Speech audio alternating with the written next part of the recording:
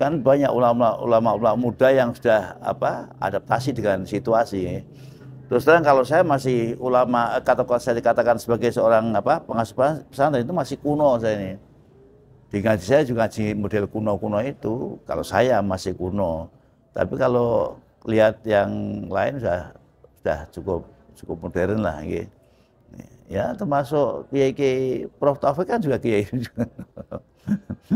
Kiai yang tertutup dengan intelektualnya. Dari kiai yang master banyak sekarang. Di kiai yang master dengan keintelektualnya banyak. Jadi kiai di UI itu banyak kiai-kiai, cuma dia tertutup dengan intelektualitasnya itu.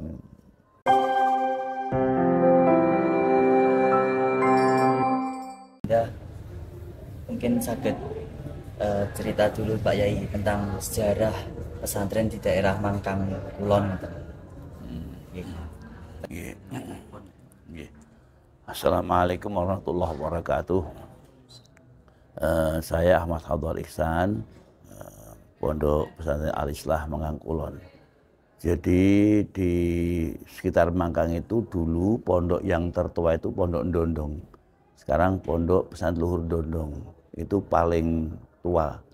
Konon Kaliwungan saja kalah tua dengan Ndondong.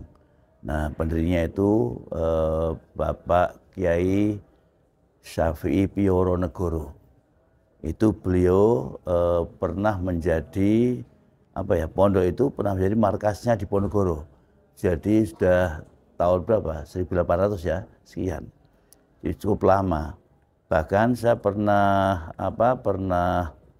membaca sekilas tentang sejarahnya Syekh Ihsan Dahlan Jambes, pengarang kitab Sestolibin.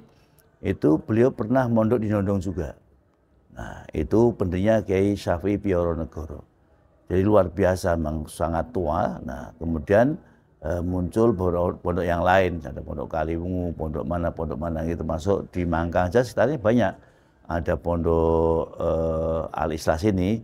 Ini dulu pendirinya itu mbah saya, Mbah Ihsan bin Mukhtar, itu juga alumni Pondok Ndondong. Jadi kemudian hijrah ke sini, mendirikan pondok di sini. Ada di sebelah sana, sebelah utara kereta api itu Pondok Pesantren Al-Fatah, pendirinya Kiai Fakih Kamil, juga dari Ndondong. Ada pondok di Mangkang Wetan sekarang ini, Pondok Ustadzul Hasanah, ada Pondok Nurul Huda, dan pondok yang lain, banyak. Kalau di Mangkang saja ada Pondok Rotul Quran, itu Pak Yai Thohir Al-Hafid, Abdul Al-Hafid, ada pondoknya Pak Yai Ali Imron, Ulumul Quran, dan ada pondok Suratul Muhtadiin, ya, ada lagi pondok Futuhiyah. Ya. Jadi beberapa ada di sini. Sebelah utara lagi sana di daerah Kampung Panggung namanya itu masih Mangkang, itu ada pondok Al-Mukarrar kalau tidak salah namanya itu. Ya, itu ada pondok. Jadi kecil-kecil ada beberapa di Mangkang ini. Tapi kalau kita lihat semuanya itu underannya dari Ndondong semuanya. Dari Mbah Syafi'i.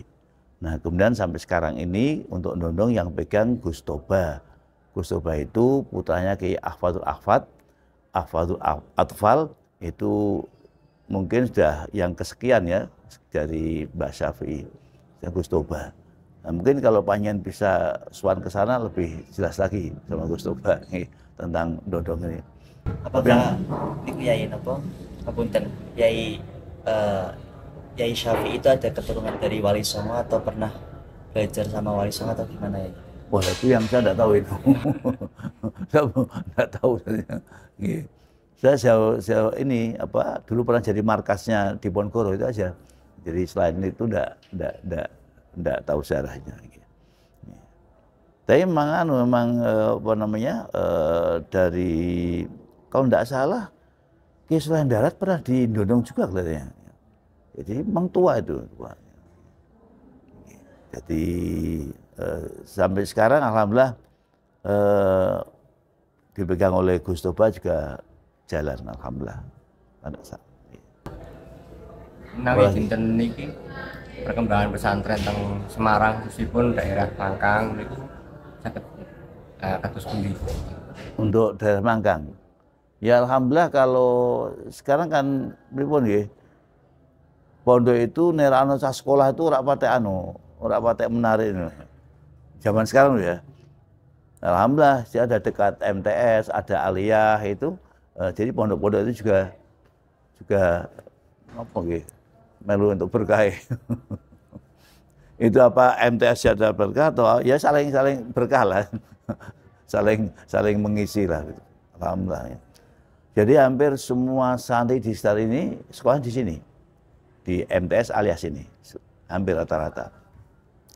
Pak Ali Imron, Pak Itohir, kemudian di Kiai Mu'alim, Al-Mukarrar, itu semua di sini untuk sampai aliyah. Gitu. Terus menawi berarti eksistensi pesantren daerah Semarang pun pesat gitu. Saya bilang ya. Apalagi sekarang tambah lagi pesantren yang dekat kampus, tambah banyak lagi itu. Cuma kalau di sini khususnya Al-Islah itu kan dari tingkat SLTP, MTS ya, MTS, lalu Aliyah, lalu sampai dengan ada yang kuliah di UIN, ada di Wahid Hasim, ada di Unisula juga ada. Menawi sakit mulai sedikit tentang kan Yai Hadar populer dengan sholawat ulama gitu ya. Mungkin wonten motivasi napa damel sholawat ulama niku ya. Oh, ya pengen aja selawatan. Ya jadi kita ini kan besar karena ulama. Apapun kita besar ulama. Gini kemauan karena kecintaan saja sama ulama. Tidak lain-lain Anda. Nggih, namun kemauan. Terus juga kan akhir-akhir ini eksistensi ulama juga tergerus oleh adanya teknologi dan lain sebagainya. Menurut Yai Hadar pripun pendapatnya? Oh nggih, tapi kan nggih napa niku akar tradisi keulamaan masih tetap kita jaga, kita jaga. Nah, cuma kita juga tidak bisa membendung arus teknologi canggih sekarang ini. Jadi kan banyak ulama muda yang sudah adaptasi dengan situasi. Terus terang kalau saya masih ulama, saya dikatakan sebagai seorang pengasuh pesantren itu masih kuno saya ini. Di ngaji saya juga ngaji model kuno-kuno itu. Kalau saya masih kuno. Tapi kalau lihat yang lain sudah cukup modern lah. Gitu. Ya termasuk kiai Prof Taufik kan juga kiai juga. Kiai yang tertutup dengan intelektualnya, dari kiai yang master banyak kan, di kiai yang master dengan keintelektualnya banyak. Jadi kiai di UI itu banyak kiai, cuma dia tertutup dengan intelektualitasnya itu. Mungkin terakhir Kiai, harapannya Kiai kangge generasi muda saat ini biar cinta ulama, pesantren dan lain sebagainya itu berikutnya. Nggih. Ben nggih mencintai ulama nggih. Ya utamanya harus memahami bahwa peran ulama itu sebenarnya besar sekali. Bahkan Nabi sendiri bersabda al ulama warasatul anbiya. Jadi bukan ke siapa-siapa, bukan hanya pada orang tertentu, tapi ulama, komunitas. Nah, sehingga ketika kita ini melihat jasa ulama dari dulu sampai sekarang ya, ini nanti akan timbul kecintaan pada ulama. Dan kita tidak akan sombong, tidak akan merasa lebih daripada mereka. Apapun tapi belajar dari mereka. Jadi orang-orang yang sekarang ini menyatakan dirinya kembali kepada hadis misalkan, itu pasti lewat ulama, itu pasti sudah. Tidak ada orang sekarang itu sampai ke Nabi, tidak ada. Siapa yang pernah ketemu sama Nabi? Tidak ada. Ada tuh hadisnya dalam kitab Sahih Bukhari. Bukhari itu kan juga ulama. Dari Bukhari ke kita itu berapa jenjang. Jadi kita itu ya paling bandel kalau kita tidak mau mengakui kiai-kiai sekarang, ya mengakui percetakan lah. Kita kan sudah meyakini percetakan itu amanah kan begitu. Kalau tidak kan bubar semuanya kan. Jadi ya kalau saya masih saja ya apa ya? Ya kita tuh kiai ulama itu mesti pegangan kita.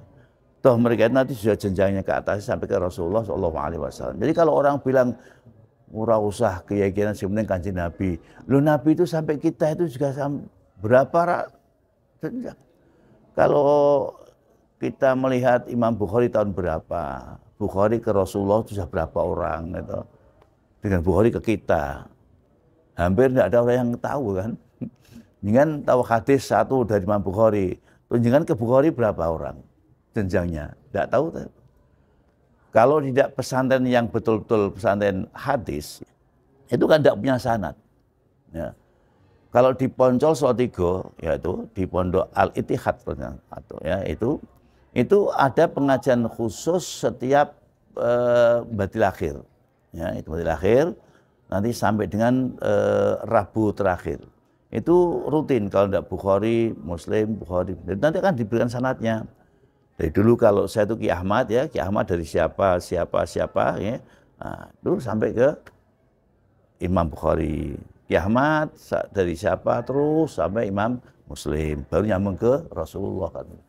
Itu mesti lewat orang-orang itu, tidak bisa tidak. Jadi kalau orang bilang tidak ada ulama itu bohong sekali, sangat bohong ya. Jadi, pasti lewat ulama, pasti. Ya, kalau kita ngoten. Jadi kalau kita mengakui eksistensi para ulama itu akan timbul rasa cinta pada ulama. Jasanya besar sekali.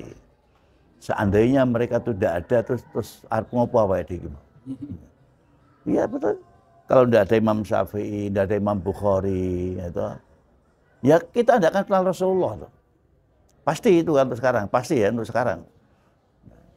Kok mau ora Imam Muslim, ora ono Imam Syafi'i, ora ono Imam Bukhari, Sunan Abi Daud macam itu.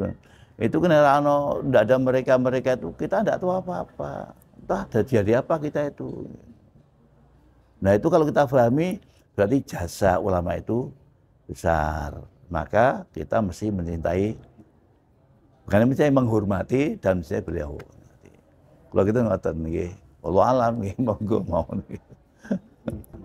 Tapi tadi penting yang sampaikan, jadi kita itu apapun lewat ulama itu apapun. Ini tadi kalau tidak ada Imam Bukhari, tidak ada Imam Muslim, tidak ada Imam Syafi'i, si nyusun fikih siapa? Masa terus kita mau baca apa itu?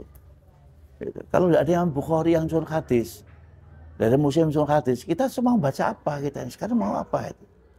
Wis to bayang diri kan enggak tahu apa-apa kita ini. Kalau Quran masih hafal.